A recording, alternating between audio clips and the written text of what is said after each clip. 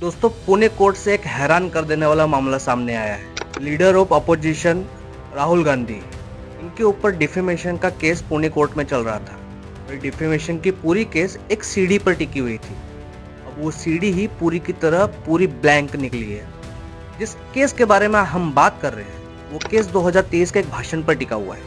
2023 में राहुल गांधी ने वीर दामोदर सावरकर जी पर एक टिप्पणी की थी और उस टिप्पणी को लेकर उनके ही ग्रैंड नेफ्यू सत्याकी सावरकर जी ने 2023 में राहुल गांधी पर डिफेमेशन केस पुणे कोर्ट में दायर किया। 14 नवंबर को कंप्लेंट की गई। एग्जामिनेशन इन चीफ के दौरान सीडी कोर्ट में चलाया गया और तब पता चला कि सीडी का पूरा डेटा ही गायब है।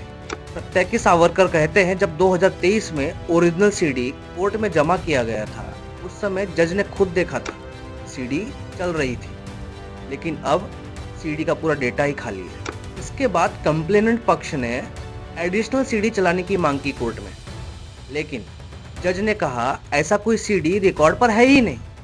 यानी सीधी सी बात है कि उनकी रिक्वेस्ट खारिज की गई। फिर कोशिश हुई कि यूट्यूब के ओरिजिनल लिंक को चलाया जाए, लेकिन राहुल गांधी के वकील मिलिंद पवार ने इस कोशिश को ढेर सारा विरोध किया और कोर्ट ने भी माना कि 65B का सर्टिफिकेट सिर्फ सीडी चलाने के लिए दिया गया था, ना कि लिंक को चलाने के लिए। तो लिंक एज ए एविडेंस नामंजूर कर दिया गया। चीजें साफ साफ नजर आने लगी थी। आपकी सीडी ब्लैंक हो चुकी थी, एडिशनल सीडी रिकॉर्ड पर नहीं था। यूट्यूब लिंक के लिए आपके पास 65B का सर्टिफिकेट नहीं था। जो 65B का सर्टिफिकेट था वो सिर्फ सीडी चलाने के लिए था। तो कंप्लेंट पक्ष पूरी तरह से निराश हो चुका था।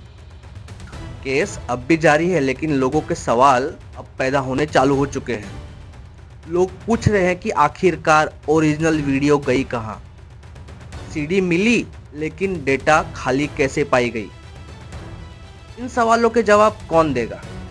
और अगर जवाब है तो उसे छुपाया क्यों जा रहा है?